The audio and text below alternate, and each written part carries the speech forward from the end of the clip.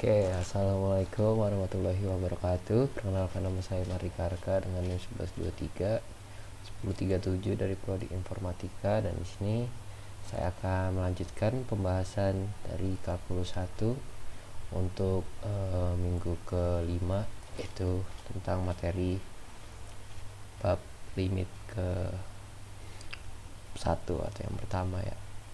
Nah, di sini kita bahas tentang limit. Di sini ada juga outline bahan kajian yang akan kita pelajari. Itu ada pengertian limit, pengkajian mendalam tentang limit, teorem dan juga teorema limit.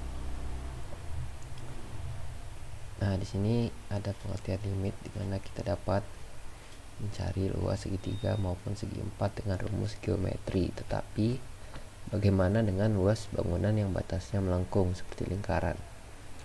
Bayangkan poligon beraturan diletakkan di dalam lingkaran seperti gambar.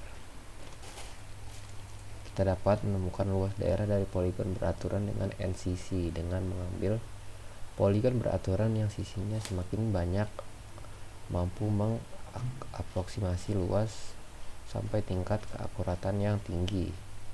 Luas lingkaran adalah limit dari luas poligon beraturan ketika M meningkat tanpa batas. Nah, di sini ada pengertian limit secara intuisi, itu adalah seperti ini ya. Perhatikan fungsi fx, x kuadrat kurang 1 dan x kurang 1. Fungsi di atas definisi di x sama dengan 1 karena di titik tersebut fx membentuk 0/0. Tapi masih bisa dinyatakan berapa nilai fx jika x mendekati 1. Dengan bantuan kalkulator dapat diperoleh nilai fx bila x mendekati 1 seperti pada tabel berikut. Jadi kalau misalnya dari kiri dia mendekati 1 seperti ini 0,009, dan dari kanan itu lebih dari 1 ya, berarti 0,001, 1,1 dan seterusnya. Nah, di sini ada grafiknya juga, dimana dari tabel dan grafik di samping terlihat bahwa fx mendekati 2 jika x mendekati 1. Secara matematis dapat dituliskan sebagai berikut, yaitu limit x mendekati 1 dengan x2 kurang 1 dibagi x kurang 1 sama dengan 2. Jadi dibacanya seperti itu ya, x mendekati 1 adalah 2. Nah, selanjutnya kita akan masuk dalam limit sepihak. Nah, di sini kita lihat limit kiri dan limit kanan ya. Nah, jika x menuju c dari arah kiri, dari arah bilangan kiri, itu dari arah bilangan yang lebih kecil dari c, maka disebut limit kiri. Jika x menuju c dari arah kanan, dari arah bilangan yang lebih besar dari c, maka limit tersebut dibilang limit kanan ya. Nah, limit fx sama dengan L seperti ini, fx sama dengan c, limit fx sama dengan L. Limit fx lebih kecil dari limit fx, maka limit fx tidak ada. Nah, nilai dari limit gx sama dengan 3 dan nilai dari limit gx sama dengan 1. Sini ada contoh-contoh soalnya. Oke, berikut kita langsung masuk saja ke contoh soalnya. Nah, sini diberitahu bahwa fx itu fungsinya seperti ini ya. Nah, sini dilihat bahwa x tambah 2 itu semisal x itu lebih kecil atau sama dengan dari minus 1, dan juga x kuadrat itu misalnya minus 1 lebih kecil dari x tapi lebih kecil dari misal minus 1 lebih kecil dari x tapi x lebih kecil dari minus 2 dari 2, dan minus 3 tambah x itu misalnya x lebih besar atau sama dengan dari 2. Di sini kita disuruh menentukan limit x mendekati minus 1 dan juga limit fx mendekati x mendekati 2. Nah, di sini ada jawabannya ya. Seperti ini contohnya jawabannya. Misalnya x yang minus 1, jadi limit kiri itu ditandakan dengan minus, sedangkan limit kanan itu ditandakan dengan tanda plus. Jadi lihat di sini kalau dari kiri itu minus 1 itu memakai fungsi yang ini karena sesuai dengan ketentuannya ya, yang setelah itu disubstitusikan yang hasilnya jadinya 1. Setelah itu limit minus 1 dari kanan itu memakai fungsi yang ini, jadinya minus 1 dikuadratkan jadinya 1 juga. Oleh karena itu kita dapat bahwa limit mendekati minus 1 itu adalah 1 atau ada ya. Nah, diperhatikan juga untuk x menuju 2 dari kiri, aturan fungsi yang digunakan adalah x kuadrat, sedangkan x menuju 2 dari kanan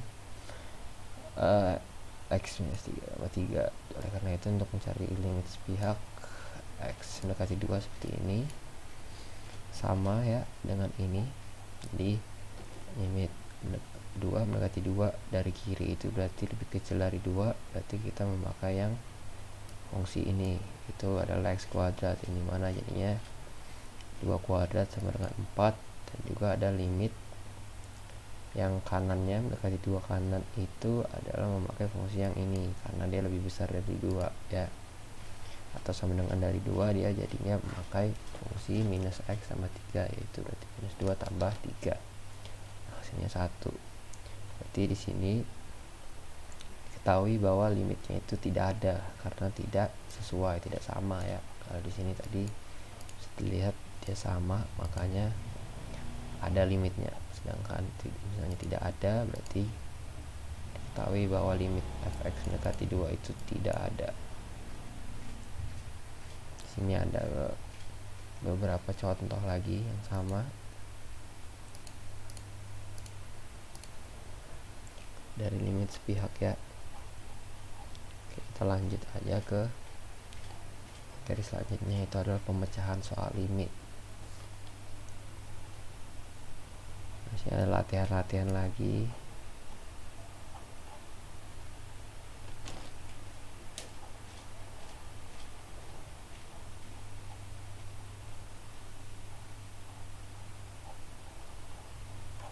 Oke, kita lanjut ke materi tentang ini, pemecahan soal limitnya itu ini ya contohnya, karena dia itu memakai pemecahan. Contohnya itu seperti ini, hitungan nilai-nilai limit berikut ini dengan cara faktor ya. Jadi jawabannya itu seperti ini, limit mendekati 2 itu difaktorkan, kerjakan, ini hasilnya 4 seperti itu.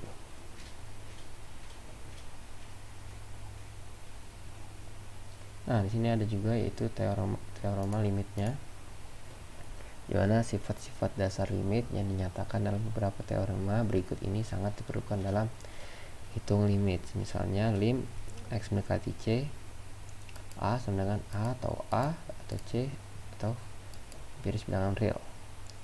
Dan juga misalnya limit mendekati c sama dengan limit mendekati c x sama dengan c. Limit x mendekati c fx dan limit g x mendekati c, keduanya ada dan k empiris r, maka berlaku pernyataan berikut seperti ini ya. Ini juga ada banyak sifat-sifatnya. Setelah itu juga ada yang namanya teorema apit. Nah, misalkan f, g, dan h merupakan fungsi yang memenuhi fx, gx, dan hx untuk setiap x di sekitar c dengan kemungkinan selain c. Jika limit x mendekati c dengan limit h mendekati x mendekati c dan limit gx dengan L, maka dia x mendekati c. Di sini juga ada contohnya. Di sini ada soal-soal latihan limit. Nah, karena kita sudah sampai dari ujung materi, maka saya akan menutup dan akan melanjutkan untuk materi limit yang bagian kedua. Oke, sekian dari saya. Terima kasih dan assalamualaikum warahmatullahi wabarakatuh.